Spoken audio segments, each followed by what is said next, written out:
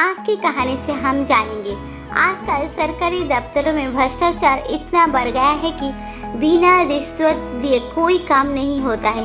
अपनी जरूरी काम करवाने के लिए हर पल रिश्वत देनी पड़ती ही है, तभी अपना काम होता है। इस भ्रष्टाचार ने आम आदमी को बहुत परेशान कर रखा है। हमारी पृथ्वी पर यह भ्रष्टाचार इतना विस्तृत हो गया है कि इसका विस्तार परलोक तक भी हो गया है। ऐसा लेखक ने इस कहानी के माध्यम से बयान किया है। कहानी का मुख्य पात्र भोलाराम है, जो जबलपुर शहर के धर्मापुर मोहल्ले में नल के किनारे एक छोटे से 1.5 कमरे के मकान में रहता था। उसके परिवार में पत्नी, 2 लड़के व 1 लड़की थी। उसकी पत्नी एक सीधी सादी घरेलू स्त्री थी। पति के प्रति उसके मन में गहरी आस्था थी। उसे पति के खिलाफ कुछ भी सुनना मंजूर नहीं था। भोलाराम 5 साल पहले ही सरकारी नौकरी रिटायर हो गया था, लेकिन उसे पेंशन मिली शुरू ही नहीं हुई थी। पिछले 5 सालों से प्रार्थना पत्र देकर तथा सरकारी दफ्तरों के चक्कर लगाकर वो थक चुके थे, परंतु उसकी पेंशन मंजूर नहीं हो रही थी। इसी उम्मीद में उसने अपने प्राण का त्याग दिया। उसका जीव सरकारी दफ्तर की फाइलों में अटका हुआ था।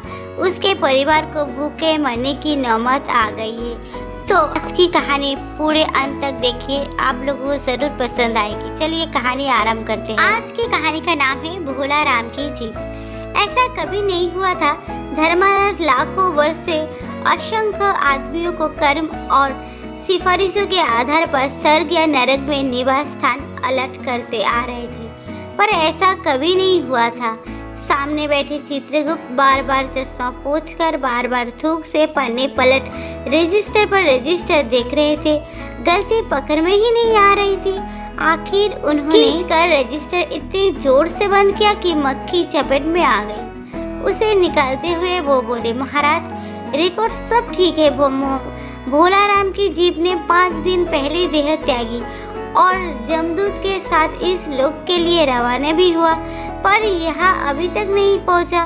धर्मराज से पूछा, और वो दूत कहाँ है? महाराज, वो भी लापता है। इसी समय द्वार खुले और एक जमदूत बदहवास वहाँ आया। उसका मौलिक कुरूप चेहरा परिश्रम, परेशानी और भय के कारण और भी विकृत हो गया। उसे देखते ही चित्रगुप्त चिल्ला उठे, अरे तू कहाँ रहा इतने? भोलाराम का जीभ कहाँ है? यमदूत हाथ जोड़ कर बोला, दयानिधान, मैं कैसे बतलाऊं कि क्या हो गया। आज तक मैंने धोखा नहीं खाया था, पर भोलाराम का जीभ मुझे चकमा दे गया। 5 दिन पहले जब जीभ ने भोलाराम का देह त्यागा, तब मैंने उसे पकड़ा और इस लोक की यात्रा आरंभ की। नगर के बाहर जो ही मैं उसे लेकर एक तीव्र वायु तरंग पर सवार हुआ, तो ही वो मेरी चुंगल से छूटकर ना जाने कहाँ गायब हो गया। इन 5 दिनों में मैंने सारा ब्रह्मांड छान डाला, पर उसका कहीं पता नहीं चला। धर्मराज क्रोध से बोला, मूर्ख, जीवों के लाते लाते बुरा हो गया, फिर भी एक मामूली बुरे आदमी के जीभ ने तुझे चकमा दे दिया। दूत ने सर झुकाकर कहा, महाराज, मेरी सावधानी में बिल्कुल कसर नहीं थी। मेरे इस अभ्यस्त हाथों से अच्छे अच्छे वकील भी नहीं छूट सके, पर इस बार तो कोई इंद्रजाल हो ही गया। धर्मराज ने व्यंग्य से चित्रगुप्त की ओर देखते हुए कहा, तुम्हारी भी रिटायर होने की उम्र आ गई है। भला भोलाराम जैसे नगण्य दीन आदमी से किसी को क्या लेना देना। इसी समय कहीं से घूमते घूमते नारद मुनि यहाँ आ गए। धर्मराज को गुमसुम बैठे देख बोले, क्यों धर्मराज, कैसे चिंतित बैठे हो? क्या नरक में निवास स्थान की समस्या अभी भी नहीं हुई? धर्मराज ने कहा, वो समस्या तो कब की हाल हो गई है मुनिवर। नरक में पिछले सालों में बड़े गुणी कारीगर आ गए हैं। कई इमारतों के ठेकेदार हैं, जिन्होंने पूरे पैसे लेकर रद्दी इमारतों बनाई। बड़े बड़े इंजीनियर भी आ गए हैं, जिन्होंने ठेकेदारों से मिलकर 5 वर्षीय योजनाओं का पैसा खाया। ओवरसियर है, जिन्होंने उन मजदूरों की हाजिरी भरकर पैसा हड़पा जो कभी काम पर गए ही नहीं। उन्होंने बहुत जल्दी नरक में कई इमारतें तान दी है। वह समस्या तो हल हो गई, पर एक बड़ी विकट उलझन आ गई है। भोलाराम नाम के एक आदमी की 5 दिन पहले मृत्यु हुई।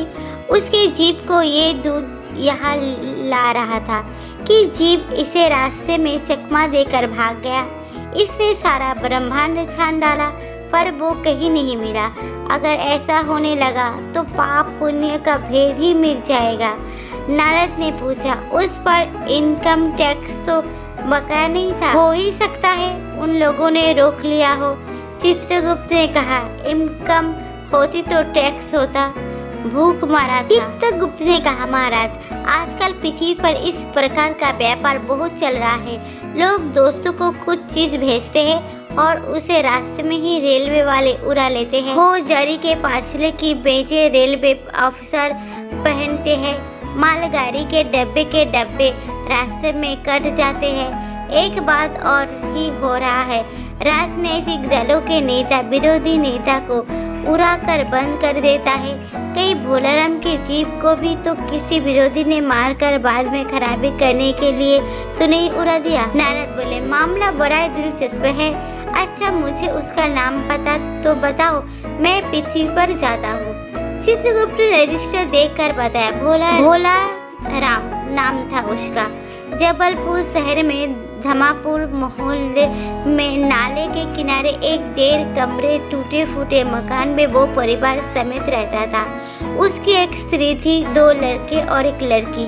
उम्र लगभग 60 साल। सरकारी नौकर था।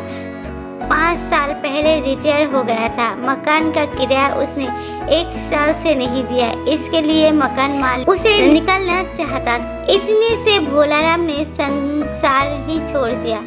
आज 5वां दिन है। बहुत संभव है कि अगर मकान मालिक वास्तविक मकान मालिक है तो उसने भोलाराम के मरते ही उसके परिवार को निकाल दिया होगा। इसलिए आपको परिवार की तलाश में काफी घूमना पड़ेगा। माँ बेटी को सम्मिलित केंद्रन से ही नारद भोलाराम का मकान पहचान गए। द्वार पर जाकर उन्होंने आवाज लगाई, नारायण नारायण। लड़की ने देखकर कहा, आगे जाओ महाराज। नारद ने कहा, मुझे भिक्षा नहीं चाहिए, मुझे भोलाराम के बारे में कुछ पूछताछ करनी है। अपनी माँ को जरा बाहर भेजो बेटी। भोलाराम की पत्नी बाहर आई। नारद ने कहा, माता भोलाराम को क्या बीमारी थी? क्या बताऊं, गरीबी की बीमारी थी। 5 साल हो गए बैठे पर पेंशन अभी तक नहीं मिली। हर 10-15 दिन में एक दरखास्त देते थे पर वहाँ से आया तो जवाब आता ही नहीं था। और आता तो यही कि तुम्हारी पेंशन के मामले में विचार हो रहा है। इन 500 सालों में सब गहने बेचकर हम लोग खा गए, फिर बर्तन बिके। अब कुछ नहीं बचा था कि चिंता में घूमते घूमते और भूखे मरते मरते उन्होंने दम तोड़ ही दिया। नारद ने कहा, क्यों, क्या करोगी माँ? उनकी इतनी ही उम्र थी। ऐसा तो मत कहो महाराज, उम्र तो बहुत थी। 50-60 रुपया महीना पेंशन मिलती तो कुछ और काम ही कर के गुजारा हो जाता। पर क्या करें, 5 साल नौकरी से बैठे हो गए और अभी तक एक कौड़ी नहीं मिली। दुख की कथा सुनने की फुर्सत नारद को थी नहीं तो अपने मुद्दे पर आ गए। माँ ये तो बताओ कि यहाँ किसी से उनका विशेष प्रेम था जिसमें उनका जी लगा हो? पत्नी बोली, लगाओ तो महाराज बाल बच्चों से ही होता है, नहीं परिवार के बाहर भी हो सकता है। मेरा मतलब किसी स्त्री से। स्त्री ने गुर्जा कर नारद की ओर देखा, बोली, आप कुछ मत कहो महाराज, उच्चक्के नहीं हो। जिंदगी भर उन्होंने किसी दूसरी स्त्री की ओर आंख उठाकर नहीं देखा। नारद हंसकर बोले, हाँ तुम्हारा ये सोचना ठीक ही है, यही हर अच्छी गृहस्थी का आधार है। अच्छा माता मैं चला।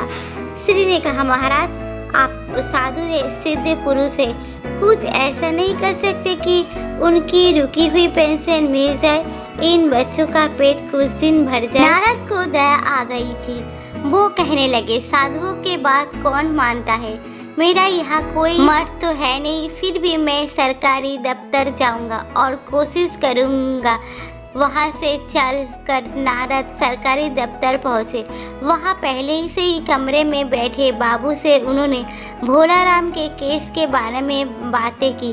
उस बाबू ने उन्हें ध्यानपूर्वक देखा और बोला, भोलाराम ने दरखास्त तो भेजी थी पर उन पर वजन नहीं रखा था, इसीलिए कहीं उड़ गई होगी। नारद ने कहा, भाई ये बहुत से पेपर वेट है तो रखे हैं, इन्हें क्यों नहीं रख दिया? बाबू हंसा, आप साधु हैं, आपको दुनियादारी समझ में नहीं आती। दरखास्तें पेपर वेट से नहीं दबती। खैर, आप उस कमरे में बैठे बाबू से मिलिए। नारद उस बाबू के पास गए। उसने तीसरे के पास भेजा, तीसरे ने चौथे के पास, चौथे ने पांचवे के पास। नारद 25-30 बाबुओं के और अफसरों के पास घूम गए। तब एक चपरासी ने कहा, महाराज आप क्यों इस झंझट में पड़ गए? अगर आप साल भर भी यहाँ चक्कर लगाते रहे तभी काम नहीं होगा। आप तो सीधे बड़े साहब से मिलिए, उन्हें खुश कर दिया तो अभी काम हो जाएगा। नारद बड़े साहब के कमरे में पहुँचे। वहाँ चपरासी खड़े रहा तो इसलिए उन्हें किसी ने छेड़ा ही नहीं। बिना विजिटिंग कार्ड के आया। देखा साहब बड़े नाराज हुए। बोले, ऐसे कोई मंदिर बंदिर समझ लिया है क्या? धर धरा से चले आए, चिट क्यों नहीं भेजी? नारद ने कहा, कैसे भेजता है, चरपासी सो रहा है, क्या काम है? साहब ने रौब से पूछा। नारद ने भोलाराम का पेंशन केस बताया। साहब बोले, आप है बैरागी, दफ्तरों के रीति रिवाज नहीं जानते। असल में भोलाराम ने गलती की भाई, ये भी एक मंदिर है, यहाँ भी दान पुण्य करना पड़ता है। आप भोलाराम के आत्मीय मालूम होते हैं। भोलाराम की दरखास्त उड़ रही है, उन पर वजन रखिए। नारद ने सोचा कि फिर यहाँ वजन की समस्या खड़ी हो गई। साहब बोले, भाई सरकारी पैसे का मामला है, पेंशन का केस 20 दफ्तर में जाता है, देर लग ही जाती है। 30 बार एक ही बात को 20 जगह दिखाना पड़ता है, तब पक्की होती है। जितनी पेंशन मिलती है उतने की रजिस्टर लग जाती है, जल्दी भी हो सकती है। मगर साहब, नारद ने कहा, मगर क्या? साहब ने कुटिल मुस्कान के साथ कहा, मगर वजन चाहिए। आप समझे नहीं, जैसे आपकी ये सुंदर वीणा है, इसका भी वजन भोलाराम की दरखास्त पर रखा जा सकता है। मेरी लड़की गाना बजाना सीखती है, ये मैं उसे दे दूंगा। साधु संतों की बीना से तो और अच्छे स्वर निकलते हैं।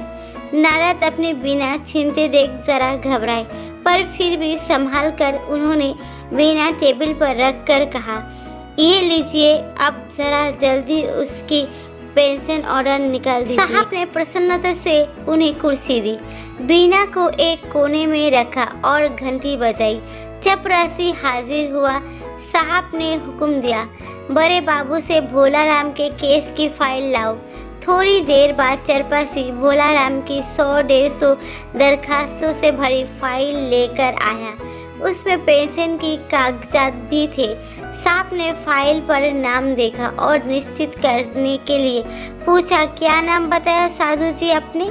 नारद समझे कि साहब कुछ ऊंचा सुनता, इसलिए जोर से बोले, भोलाराम। सहसा फाइल में से आवाज आई, कौन पुकार रहा है मुझे? पोस्टमैन है क्या? पेंशन का ऑर्डर आ गया?